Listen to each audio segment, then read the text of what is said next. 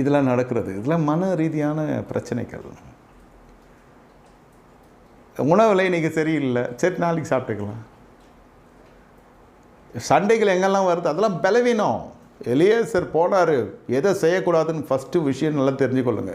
கர்த்தருடைய வழிகள் எதை செய்யக்கூடாதுன்னு தெரிஞ்சுக்கோங்க, எதை செய்யணும்னு தெரிஞ்சுக்கோங்க. எதை செய்யக்கூடாதோ அது பக்கமே போகக்கூடாது, எதை செய்யணுமோ அது பக்கத்துலேருந்து விலகாது இருக்கணும். அப்போ உன் காரியம் வாய்க்கும். எது கர்த்தர் உங்களிடத்தில் விலக்கி இருக்கிறார் அதற்குள்ளே மறுபடியும் போகிறாய், அப்போ வைக்கிறது சூழ்நிலை இல்லை. இந்த பக்கம் வாங்க ஐயா, நான் இது தான் செய்வேன். That is dedication. நீங்கள் நகையோ நட்போ பூவோ புஷ்பமோ எனக்கு சொல்ல தெரியல, எனக்கு அதை பற்றி அறிவும் இல்லை. அதனால் உங்கள் வாழ்க்கைக்கு ஏதாவது ஒன்று வருதா, அதனால் உங்கள் குடும்பம் சமாதானமாக இருக்கா, செய்யுங்க. All the